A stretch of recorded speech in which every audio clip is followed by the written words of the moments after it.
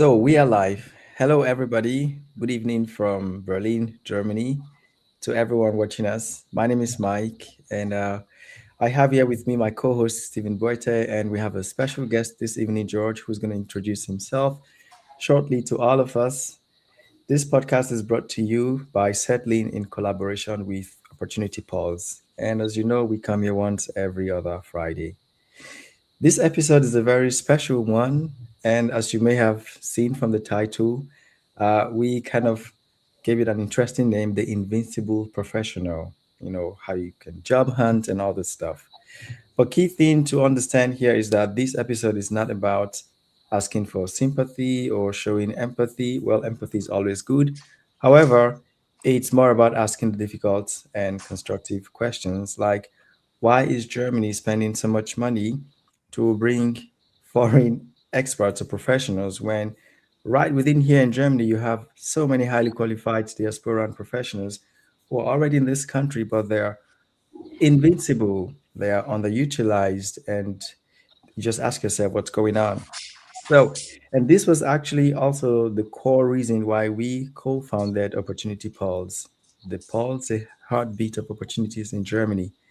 And the big question always is, how can diaspora professionals become more strategic, visible, and resource-oriented while advocating for a more inclusive labor market here in Germany? And today we're going to learn from the experience of one highly qualified professional, George, that we have here this evening.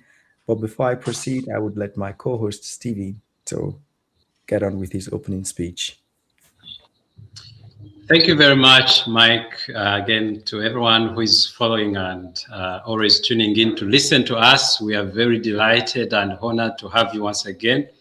And Mike has already briefly introduced me. My name is Stephen Boite, the co-host, co-founder of Opportunity Pulse and founder of Chiroto Consults, an organization that helps students to find their dreams, study and career dreams all over the world. Today we are here on such a very important discussion where we are discussing what happens after university. When everything is done well and good, you've passed, what happens next? And the invisible person, that is the person that today we have here. We are making him visible today for several reasons that we'll be explaining. But to give a background about this, like Mike, you did a good job to explain already what is actually the purpose of this class. Why was Opportunity Pulse even started? We started it because we saw there is a gap. There is a gap because Germany needs a lot of skilled professionals. There is a shortage of labor, probably larger than any other country in modern history. And the reasons are very known because of the demographical change. The demographics are not playing in Germany's best interest. But on the other side, also, there is a positive aspect. Germany has a thriving, strong industry. So you have these factors. And then on the other side, you have graduates, people who are here, who came here to study for undergrads or for bachelors or masters or PhDs. And there are those who came probably to join their family members. And they started building themselves while on ground. And there is a mismatch of talent or a challenge that these talents are not fully utilized, even as Germany is spending millions, if not billions, trying to get professionals from all over the world. So today we are going to talk about that.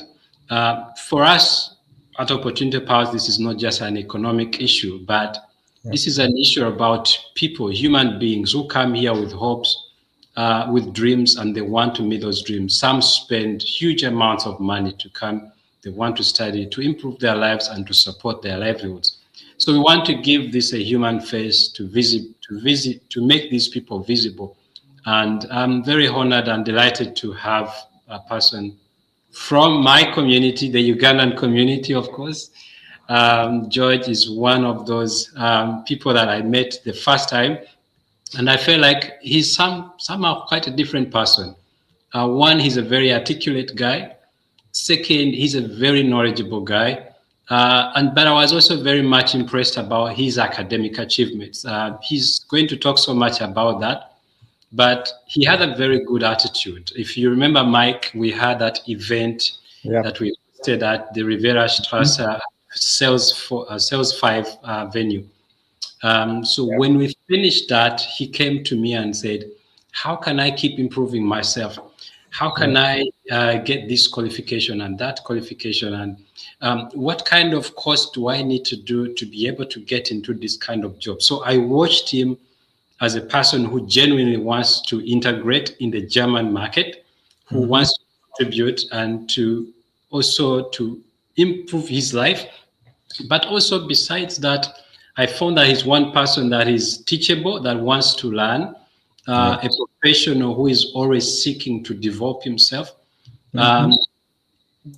Something that I don't see quite often in people who are looking for jobs because they think they have a degree and they think that's enough.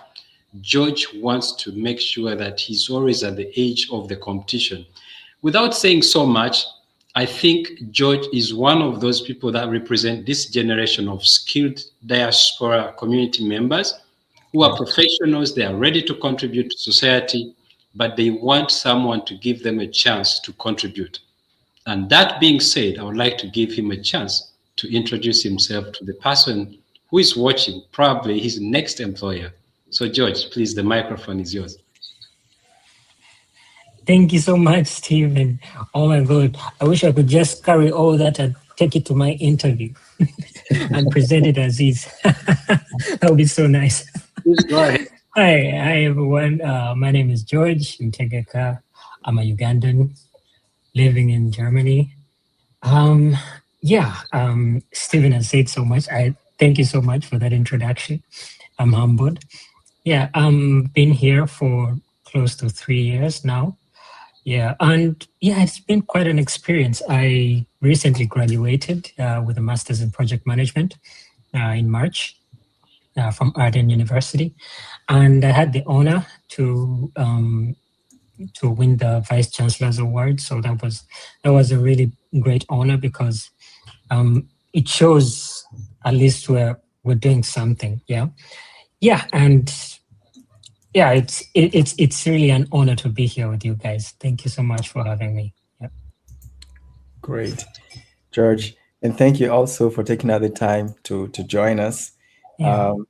And I think your story or situation is also one that we see very often, which is also one of the key motivations to begin everything which we're doing today. As Stephen has already touched on your profile, you do have a wonderful profile, you know, an MSc in project management with distinctions, and the award which you just mentioned now, the Vice Chancellor's Award. And then with the experience that you have coordinating projects, volunteering, and now on the other side, it's like so difficult to land, you know, a position, a job. How would you describe your experience so far? Just give us an understanding into what we're going to discuss today, because the key thing is I am super qualified, I can do it, I have the experience, it's proven, but I'm still looking for the chance to get in. You know, so you help us understand that. Yeah. Thanks, Mike. For just generally, it's a very competitive market. Yeah. It's a very competitive market, and you really have to be ready for it. Yeah. When back home, it's a bit. I don't want to downplay our situation, but it's a bit laid back. Yeah. But when you're in such a market, the German market and the European market, it's really tense. Yeah.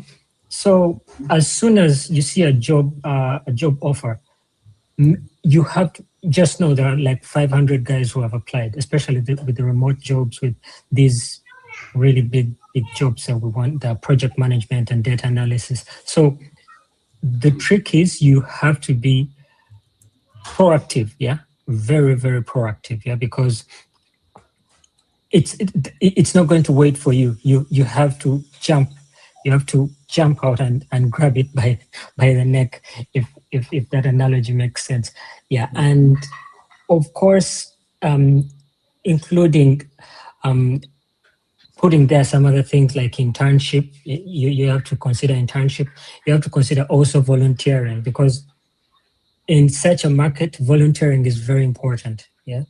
You have to volunteer so that you show off your skills. You get to show off your skills even before you're paid for what you're doing. So if your employer can see you as you, then it helps them understand you as they're going to give you the job or something like that. Yeah, but it's quite a competitive market. And for Germany, the thing is, we also don't consider the language. Yeah, the language is a very important part, because right now I'm learning. I'm in school. I'm in Deutsch class.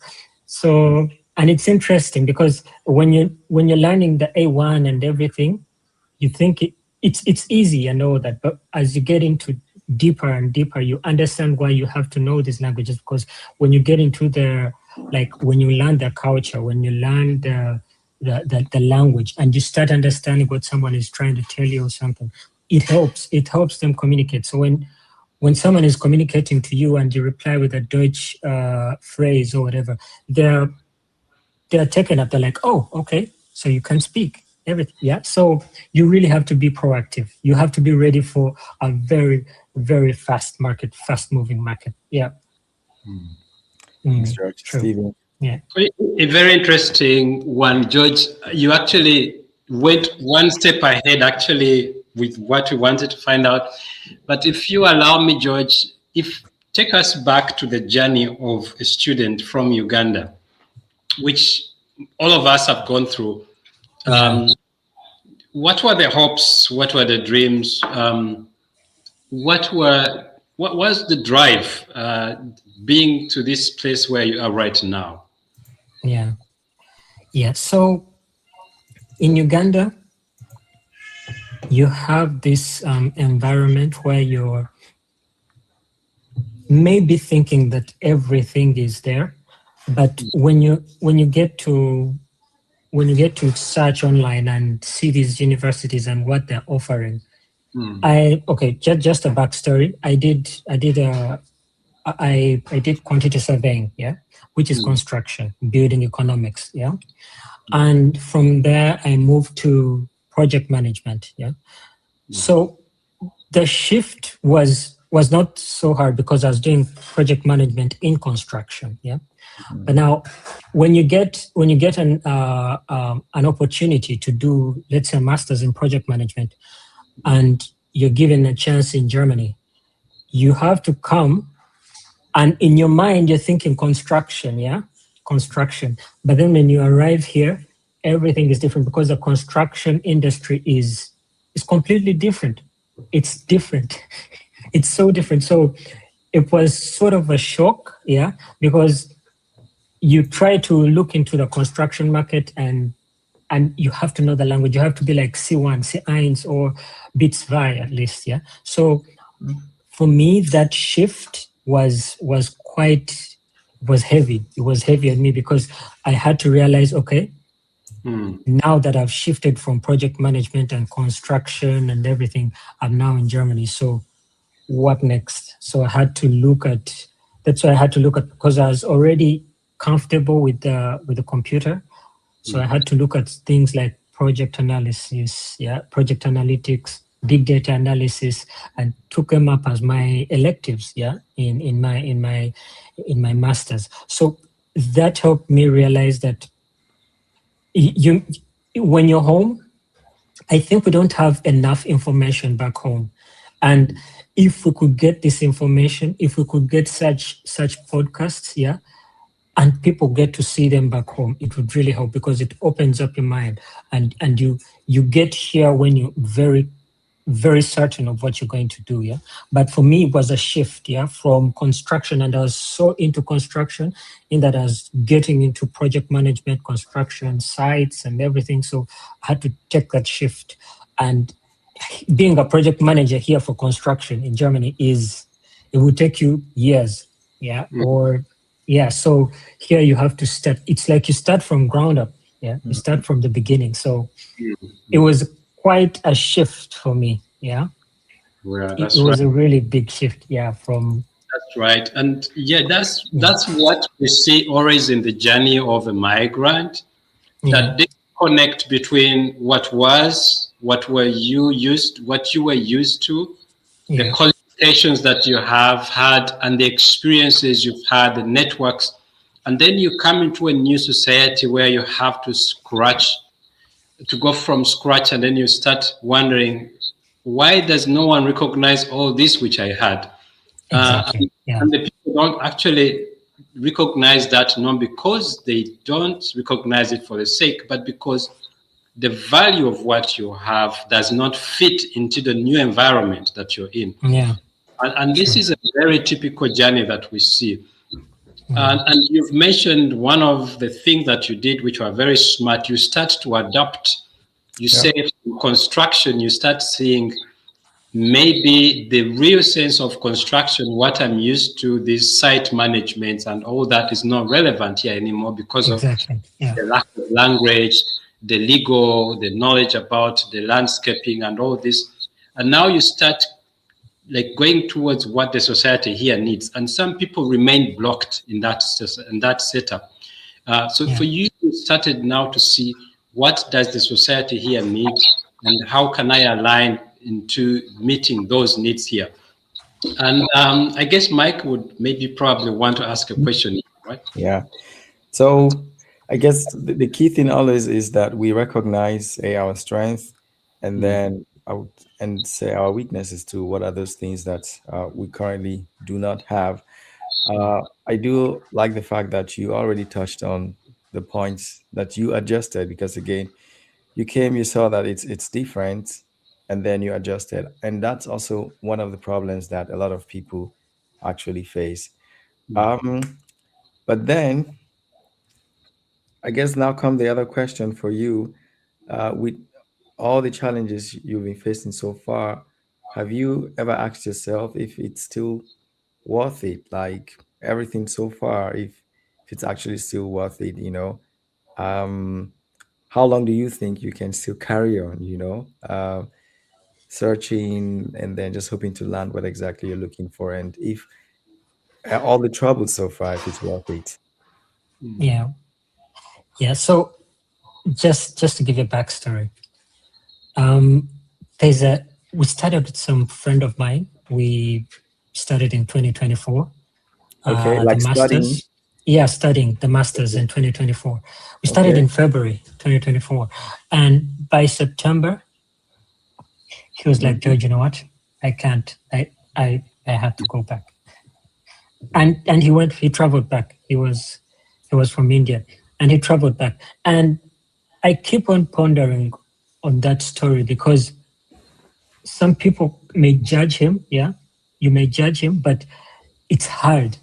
It's hard to explain to someone that the culture change, the language change, the food change, you change everything about yourself, and you have to adapt. So the adaptability and to be able to be resilient and hold on to, maybe you're looking at 5 or 10 years in front. That's really hard to do. So that he didn't give up. He just said, "Let me go back home.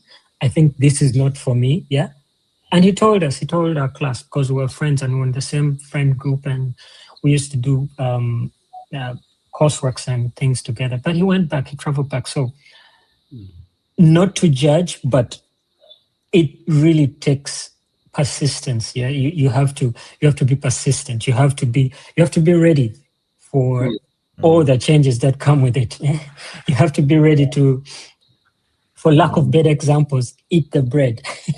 Because you can eat the bread the whole week, lunch, dinner, but you get it, and then you start missing that roadside food at home and all that. Yeah, but it's really about being persistent. Yeah, you have to be persistent. You have to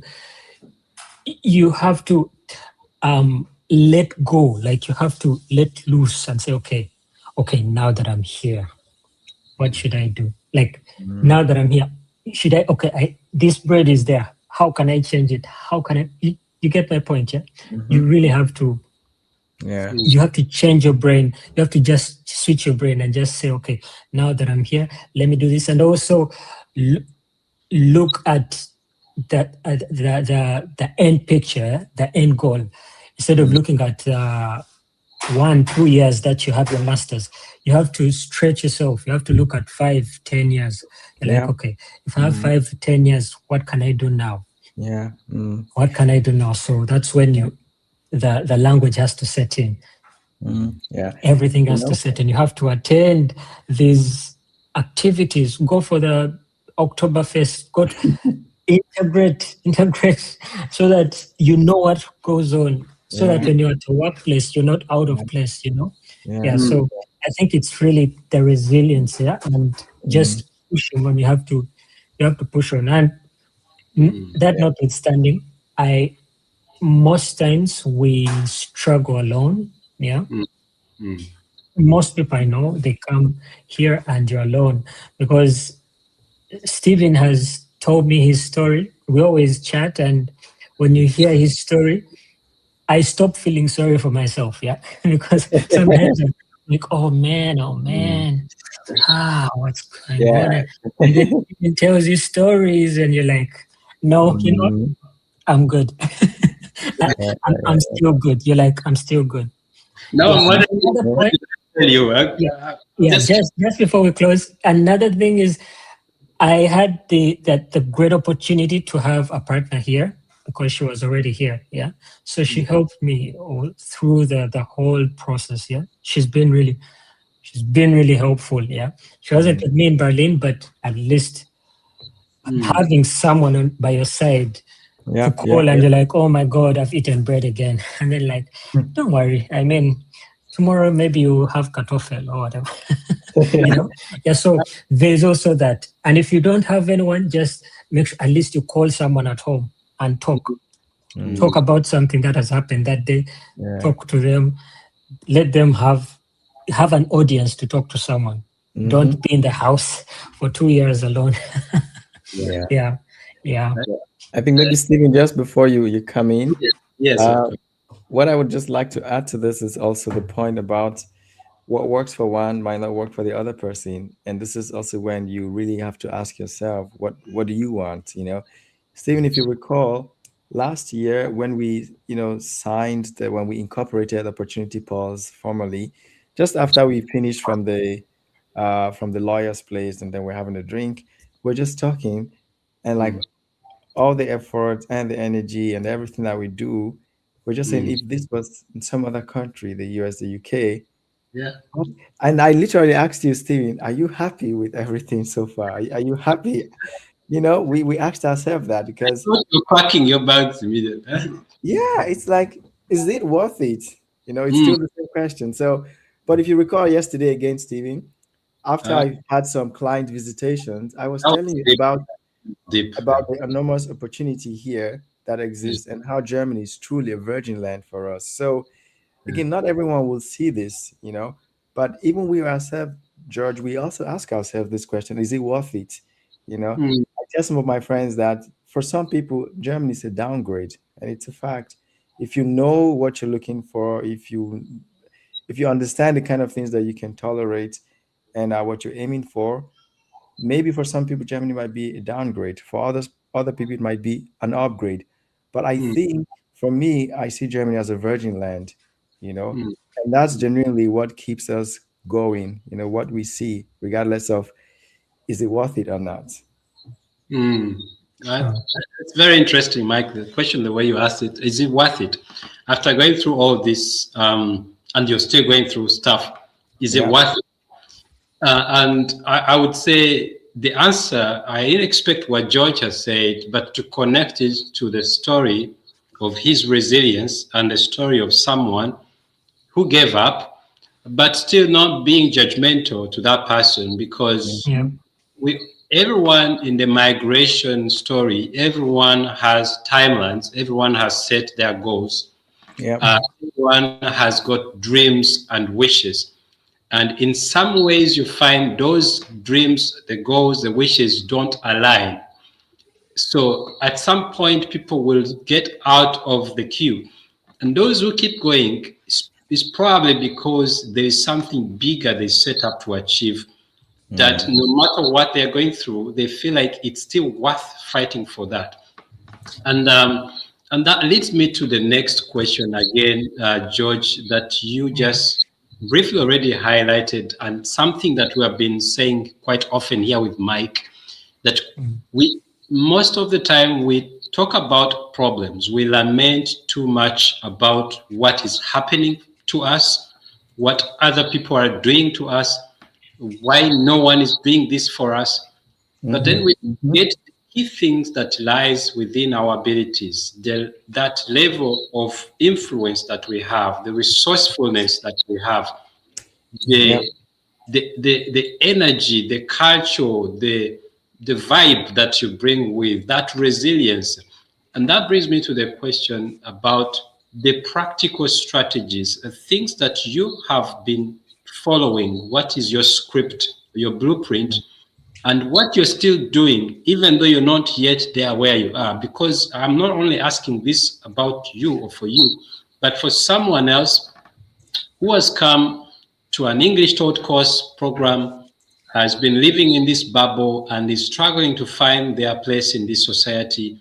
And they feel like, I wish I knew this, I wish I knew that. And now they have to come to the terms to say, do I want to go ahead? If yes, what are the practical strategies or things that have helped you to be very productive and resourceful the way you are?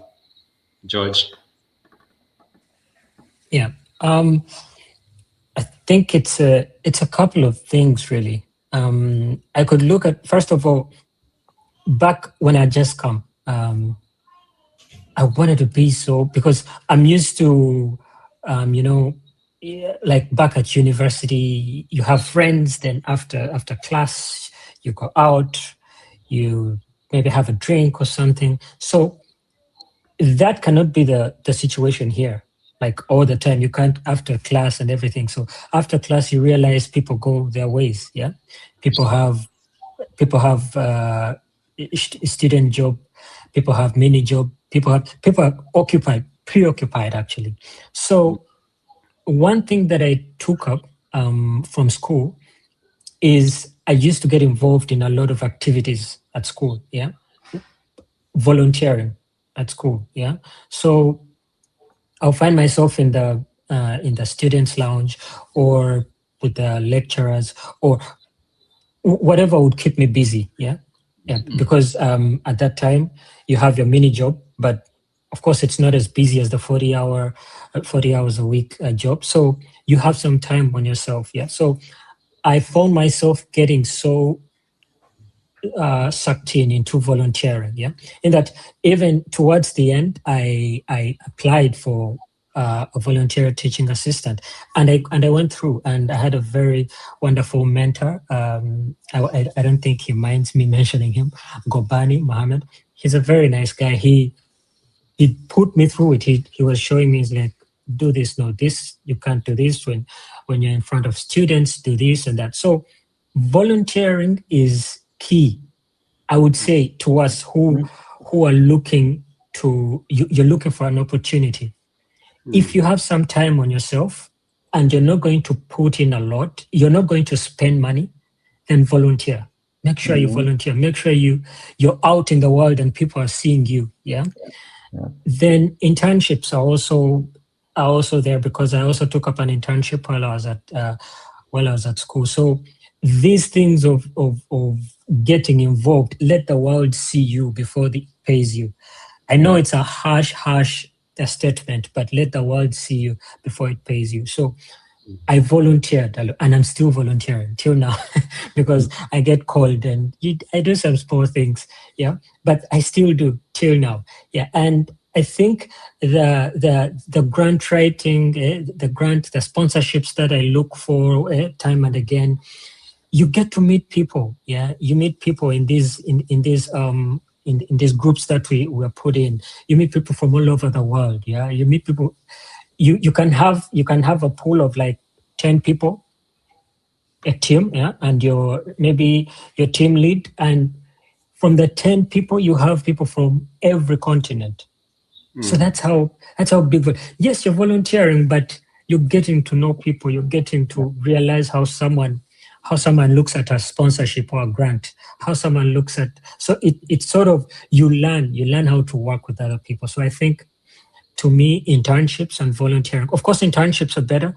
If you get an internship, please, by all means, go for it. But before you get that internship, because they're also difficult to get, because most internships are in Dutch. So for English speakers, this may be a little bit hard. So whenever you get the chance to volunteer, if you have time on your hands, just do it. Just volunteer. Be out there. Let the world see you. Yeah. Wow, perfect. That's what I take. Before you expect someone to pay you, show them some value for that, and that's a key word. And I think that's very, very, very valuable for anyone listening in. Mike, maybe you want to follow up on that? Yeah, so I mean, it's really interesting how George already touched on the next question, which I was going to ask, and also, I mean, again, this is more like further reaffirmation or affirmation of Stephen, what we always do here. A couple of weeks ago, we talked about volunteering, the essence, the need, and George, I think, I'm not sure you listened to that podcast and stuff, but here we are still, and it's just coming from you again, talking about the essence of it. Exactly. Yeah. It goes without saying. The question I was going to ask you was, why did you decide to volunteer instead of waiting? But I guess you already answered that, and I think this should be like an answer to a lot of people who are out there job hunting. The truth is, in as much as some people may frown at volunteering or unpaid internship, you also have to understand that the people who let you volunteer with them or intern with them unpaid, they also have resources which they are spending on you, so it goes both ways. And I would look at the things which I stand to gain rather than just say complain about it, because some people do that. And like you rightly mentioned, George, the key thing there is the networking opportunities that can be opened up to you. You'll be surprised that you may not even land that job through the company that you're volunteering with or where you're interning at. No, but they will expose you to the opportunities to land that job. And funny thing is, it's until you tell someone that I'm actually volunteering that they know. So you'd be surprised that maybe someone is even eyeing you already, that they want to hire you. Because the funny thing about employment world is that every employer wants to hire someone who's currently employed, because it's like someone has done the job, they've tested and all that. So social proof. Exactly, the social proof. Except you say you're volunteering, nobody knows that. And I think this is what people miss a lot. You need that opportunity to showcase yourself, to sell yourself, to let people know that, yes, I know these things in theory, but I also know them in practice. And I think in Germany, whereby no one ever hires you because they like you, because they want to pay you or whatever, they always hire you because there's a problem that needs to be solved. And as far as you can show that you can solve that problem, and best would be you have evidence, then there is really no question about hiring you. That's what I and just to add on to that, I had when I used to go for those volunteering gigs once a day, you go help out in a conference or whatever, or a talk taking place at school. People will be like, George, why are you wasting time there? Like my friends at school in Berlin, they'll be like, look for mini job, look for mini job. And I tell you, guys, I already have a mini job. But I get 5 hours a week, maybe. You get it. So what am I going to do with the rest of the time that I have? Right. I'd rather spend it at school, and learn something and connect with people and everything. Because we had a mini job. But it was so a little bit of both. We were working with the Euros, 2024, the ones that were Olympiastadion. I attended the finals and were helping out, and it was paid volunteering, which was a very good thing, the first paid volunteering. But it was good for me because I got to attend the finals, the Euros finals, and it was a good experience. The people that you meet, you may not say hi to them, but it gives you some, you seeing all these celebrities and you're like, huh, okay. Like you're seeing all these footballers that you've been seeing on TV and everything. So volunteering, I think it opens up minds. Yeah. You're like, this can actually happen. I can actually get a job. So Right. it can have, like, it sort of pushes you. Yeah. Like you're like, I think I can get a job. If I apply, I can get a job. And another thing, my dad always says, if you apply 10 times and they refuse you, apply 100 times. If you apply 100 times and they refuse you, apply 1,000 times. And he laughs. He laughs out loud.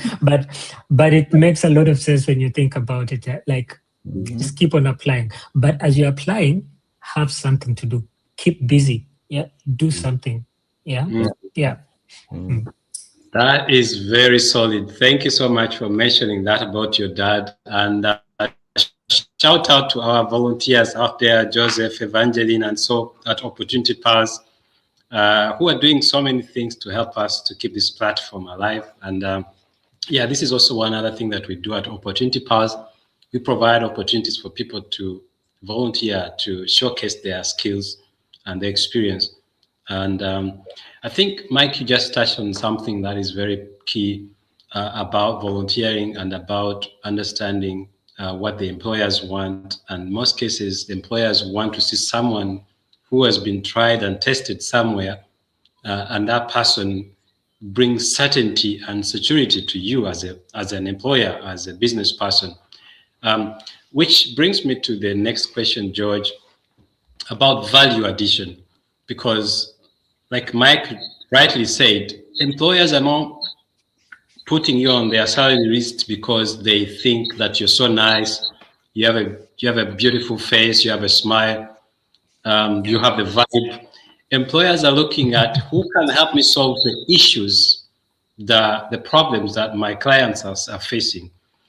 Who can help me get more clients? Who can help me be more visible on the market? Who can help me solve this and that problem? That's what they're looking for. And that's the value that in most cases, when we do send application letters or job application, we usually put so much about what we have trained, what we have learned, our titles, and then we forget that it's about solving their problems. They are paying us to solving problems of their clients. And the question I would like to ask, George, if there is one employer today who is listening and following this discussion and says, I like that guy, and I wish I can make him be my project manager, what would you tell this person about what you bring on the table, what you bring in terms of value? Yeah. According to my move from Uganda to Germany, I think it has opened up my head a little bit. Like my mind is now open to not only being just in construction, because I was really interested in construction, in that I went and did a diploma in project planning and management. So that's how much I was interested. I was interested in construction. I'm passionate about it, yeah. But the movement here and the skills that I've been able to pick up has really helped open up my mind. So in this way, I've gained skills like my project management has definitely improved, because on the master's level, you get to open your mind up to what you actually need to do as a project manager. Yeah. And then my experience with grant coordination, yeah, and funding applications has also improved, because I work with the colleagues that I work with. They help you, and you understand these things, and then you pick up the different ways that the UK handles its grants coordination, then how Germany handles its grants, and you get to know how different governments bring in these sponsorships and everything. Yeah, and then communication and stakeholder engagement. We had an elective called leadership people management and leadership. So it helps you understand what someone is saying. How, is someone angry? Is someone going to get angry or is already angry? So you pick up those small skills without even you knowing, but you get them, the communication skills, and then the research, because I had to do a thesis for my master's. So it also helped me because I did a research on electric vehicles. Yeah. So my data was it had to be detailed, yeah, because I was doing charging points, and I did this for Berlin. I did an entirety of Germany, but I also did it specifically in Berlin. So it helped me really sharpen my research skills, yeah. And also monitoring and evaluation, because I used to do this back home. And when I came here, it even became better, because we have to, when we're doing the grants and you're searching for a sponsor, you're searching for those charity organizations, you have to look into them, yeah. You have to see what their cup is.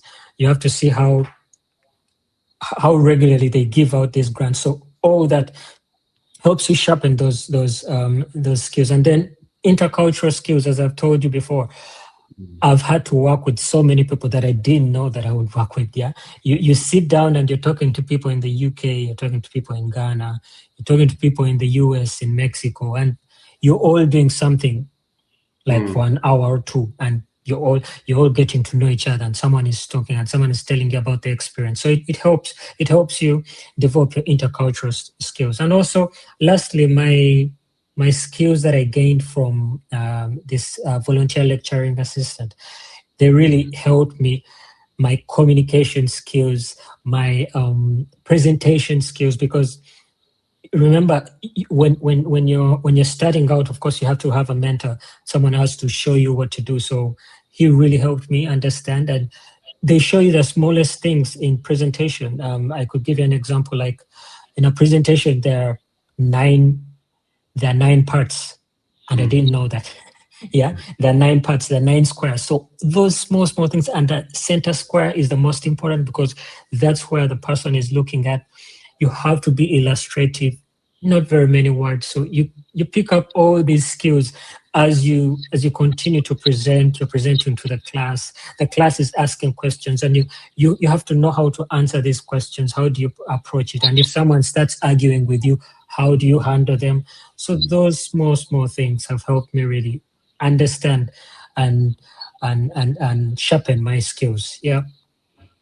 Great. So from what you just mentioned, George, I get it like you're one person who is very knowledgeable and very versatile. You're not very specific. You actually cover a lot of topics, like you mentioned, project management, grant coordination, stakeholder engagement, communication, proposal writing, cross-cultural collaboration, and so on. These are all amazing things, right? And if you don't get me wrong, the biggest weakness sometimes, or the detriment, or the hurdles that most migrants face is actually knowing too much. Yep, that that's true. people look at you and they say, does this person really deserve the money that we have, the budget that we have? Will we be able to afford this person? Or is this person not too overqualified? Or sometimes there are people who are even scared that you're overqualified than themselves, who are your bosses. Now, in some cases, the strategy is to reduce it to one particular thing, to say, if I am here to solve a problem, this is the exact problem I'm going to solve for you. The story I wanted to connect this to, I remember one time we were doing project management also at university, and I had one of these classmates of mine.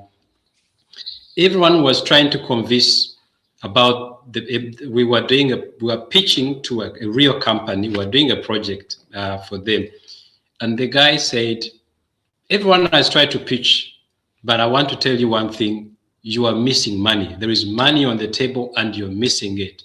We are going to do A, B, C, D to help you make more money. And then the guy said, I like that guy. I want to take this guy on board. So sometimes it's as simple as that.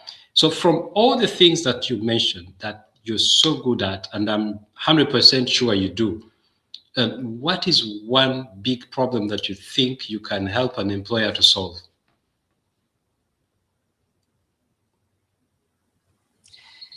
I have been doing grant coordination for a while now. Yeah, so I think I can help someone with that right now. Grant coordination, funding applications for companies, yeah, and NGOs. So I think I can do that right now because I've been doing it, yeah, for quite some time.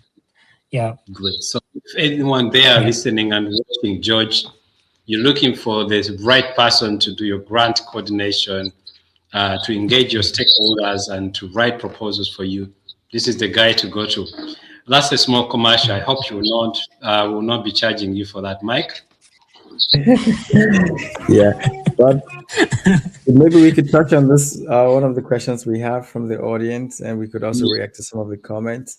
By the way, this podcast is brought to you live by Settling, the platform that we're building to, again, make people understand how to be prepared for migration, where you get information, connect with people, learn about their stories, so you come prepared. I think, beyond the job hunting challenge, the much bigger challenge is people not being fully prepared for where they're going to. I think that mental preparation is really important, that you're going to face this, that you have certain expectations. And that's why we're doing what we're doing today. So if you're seeing the QR code, you can scan to download the Android application of the platform, or you can also just visit it at settling.com. You will see it written here below. So Stephen, we have this question about mini jobs. If mini jobs, if they are always available in Germany to everyone, and if there are no bias. Yeah, so I'll explain that. I'll try to be as brief as possible because we can talk about mini jobs for the whole podcast, but I'll explain that just a little bit. Mini jobs are valuable, yeah. The problem is they're these agents, yeah. They're agents that are in charge of these mini jobs, yeah. So most times when we come as students, we go through agents, yeah, to get these mini jobs, yeah. So most times, if you get a chance and get a mini job directly from the employer, that's a very good thing. But most of the time when you come here, your university or whoever or your friends will give you an idea of the agents and everything. So most times we go through the student jobs, the mini jobs. It's easier when you go through the agent, yeah? And the agents are there. The problem is with agents, most agents want you to know the language, yeah, which is sometimes hard because you're doing a mini job and it may not be needed as much, but most of them want that. But if you're lucky enough, you get flexible agents or flexible employers who are willing to take you on when you even don't know the language. But another thing to add on to this, we need, if possible, we need to prepare ourselves more. Like back home, if this should happen more, these engagements, because I have friends from I keep on giving an example of India because I have so many friends from there. So they are so set in that before he even travels, he's already on a group, yeah, and he already is looking for a Wohnung, an apartment, yeah. And before he gets here, he has paid for the apartment, and he has maybe connected through his friends, and he's lining for a job, yeah.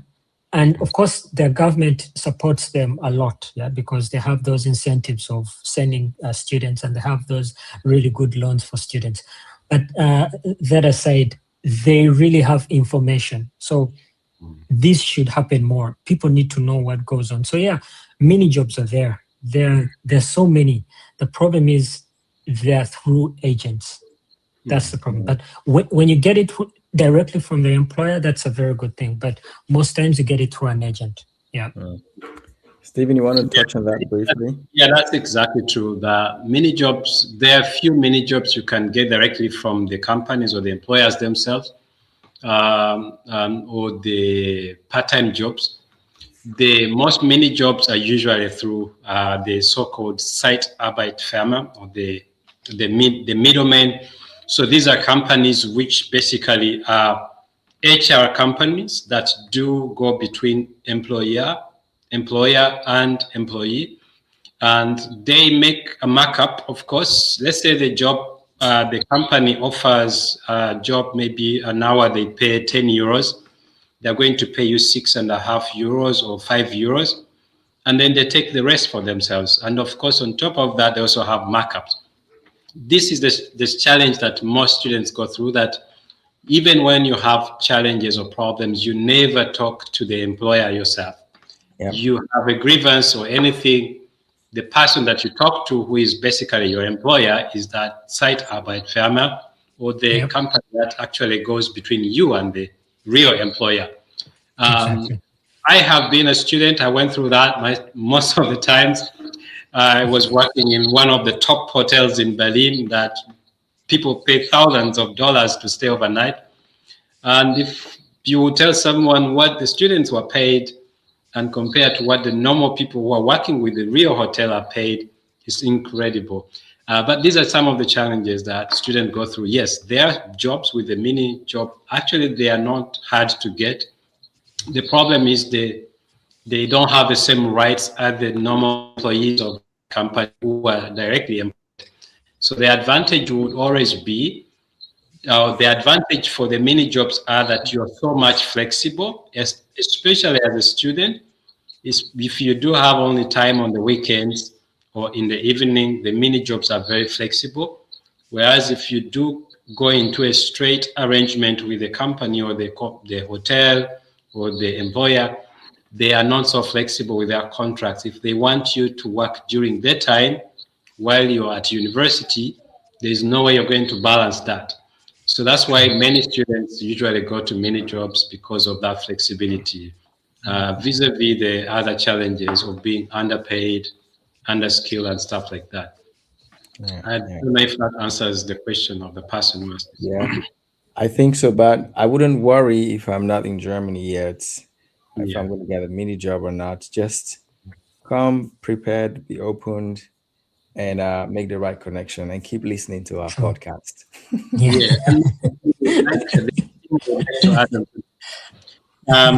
Probably could mention briefly about Setly. A platform that is exactly meant for that. There's so many people sharing their stories from this side to the other side. Like what George has said, we need to have a lot of these engagements and a lot of platforms where we share information, just like other communities, so that when you come, you have a jump start into the real world. You don't have to start from zero. Yeah, exactly. Yeah, stay connected. I think we're going to be running up gradually already now. Stephen, what do you think? Time is running very fast. And Mike, I don't know if you have a question here, but I have one or two I'm preparing for George before I go on. Please go on. So for me, I'm more interested, George. You've mentioned so much about the resilience, the adaptation, and the things that you've learned from being rejected and so on. And I'm sure that you can say something about that. What are some of the mistakes that you think most diaspora or migrant skilled worker or experts do face when they shift and come and enter into the German job market? Do you have anything that you would like to note there? Yeah. First and foremost, I think most of the immigrants, they downplay the language and how important it is. Yeah, you come here, you relax for 3, 4, 5 years, and you're like, I'll learn.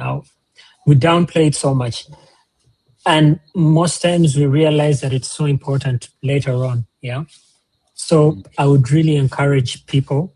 Yes, you might even get an English job. Yeah. Yes, you might even get a job immediate as soon as you come here. But please make sure, just learn the language. Just encourage us, just push yourself to learn the language, because that's one mistake that we always make. It hurts me in my class, am with, there's no better way of saying this. I'm with people who have been here for 8 years, 10 years, and they're just doing the language now with us. Okay, I know I've been here for 3 years too, but you get the point, yeah? Yeah. And in your head, you don't want to be biased, you don't want to be to sound mean, but you're like, what were you waiting for? So please don't wait. Don't wait. Integrate yourself into the system early enough so that whichever rejection you get, it pushes you to another acceptance. Yeah. Yeah. So I think integration is very key. Yeah. Yeah. That's true. That's true. Integration is key. Yes, much as we would expect the other part or the other side to come our way, to come halfway or beyond, we need to also know that the society basically wants you to contribute. But if I'm an employer and my market segment or my audience is German speaker, you could be a very good project manager and you know everything about construction. But if you cannot help me to get contracts, if you cannot help me to manage those contracts, then what kind of value will I be buying or paying for? And that's a big challenge that we have to think about. As much as we expect the employers to give us the opportunity, we should also be able to understand, we should have the empathy to understand what a business person is paying for. Yeah. I think that is fair enough to ask of us, because when we come here, we want to be successful, but learning the language and adapting and the culture and everything about that country is as important as the qualification and the skills and experiences that we bring up with ourselves. Yeah, and I think closing this, George, your story is not very isolated. With lots of talented diaspora, expat, migrants who are contributing and are willing and ready to contribute. But some of the things that we have highlighted on are very, very key in stopping them from achieving that. Germany needs so many skilled workers. The supply is very low. They need more people than the ones that are available. The challenge is a mismatch of resources or the talents and what actually the market or the job market needs. The question is, how do we prepare those people to meet the demands? This is a question that we ourselves have to answer, to align, to adapt, but also the market itself has to come our side and say, okay, maybe George that does not speak fluent German, maybe George does not understand everything about the German construction law or the NGO law or the proposal writing in the German understanding or context, but what kind of skills and experiences and adaptation skills or survival resilience skills does he have that I might build on and sharpen to make him the best person in 5 years to be able to contribute and bring me a lot of clients and solve lots of problems. I think it's both ways. And that is exactly our vision, that we refocus the channel to say it's not about the billions of euros that you're spending to go and look out for people.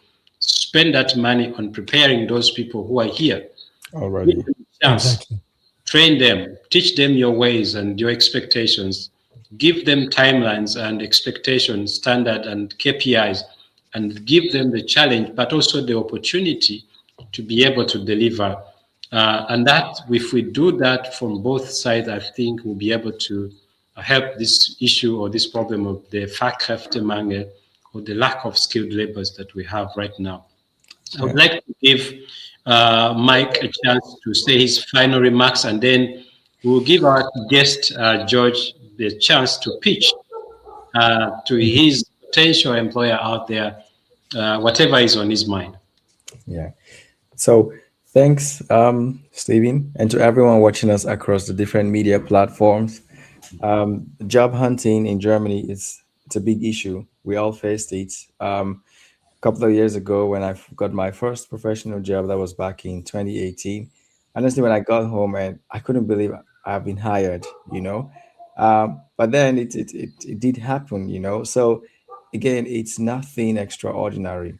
And if you're someone who has worked before and you're now facing these challenges here in Germany, please understand that a lot of people have also faced it.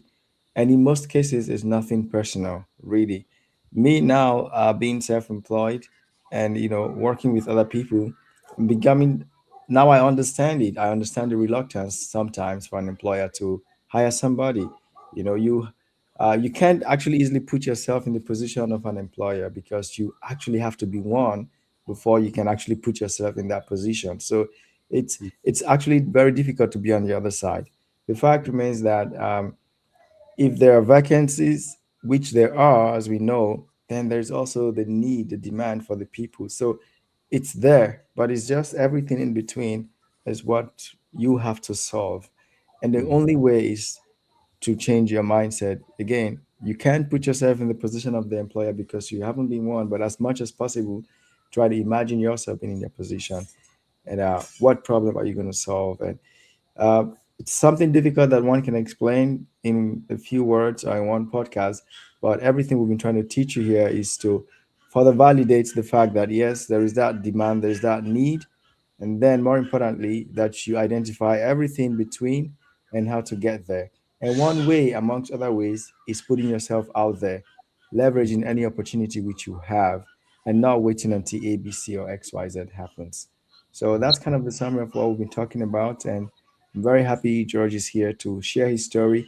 It actually takes guts and I would say generosity for someone to come out and just share their story, put yourself out there. So, George, thank you so very much for doing that. And You're please welcome. tell us what you would like your ideal employer to hear. Thank you. Hi, my name is George Ntegeka. I'm 34 years old and I'm a Ugandan. I live in Germany.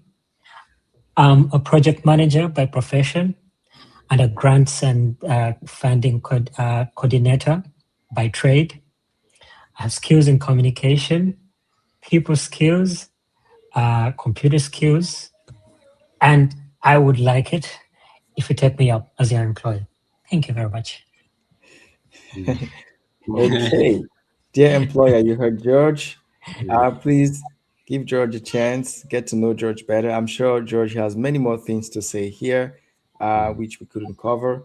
But perhaps if you had maybe 5 minutes to speak with George, he can tell you more and how he's going to improve things in your company. Yeah. He's a great addition to anyone out there. So thank you so much, George, like Mike has said, for putting yourself to the line here, You're very showing welcome. ability and talking to us. And I guess you might think you're doing this for yourself, but you're inspiring someone out there who is probably going into something similar or even harder or worse than yours. So thank you. It was great to hear your story. And I know that you are a great resource for anyone that would like to hire you. So thank you so much. And we wish you all the best of luck, George. Thank you so much, Stephen and Mike, for having me. I've had a great time. I don't know how 1 hour went by. I was like, oh You'll be my, 1 hour. surprised. You'll be Yeah, but surprised. thank you so much. Thank you, guys. Great. So, Yeah. to all our audience and everyone sharing their comments, we appreciate you. Um, I'm just going to go through them very briefly to let you know that we've been seeing them and we appreciate you very much. Those watching from YouTube, LinkedIn, and other places. If we're not able to take any of your questions, be sure that we are going to reply under the comments because we're already out of time. So, and share this video if you know someone who needs to watch it or listen to it. Stephen and I are going to be back with another more interesting topic in 2 weeks from now. And until then, I wish you all a nice weekend, nice Friday night. And if you're searching for a job, you can be sure that you're going to find it soon. Trust me, we all went through it. So if Yeah, we could do it, then 100% you can do it too. true. Certainly. All right. Certainly. Cheers, everybody. Bye for now. Ciao.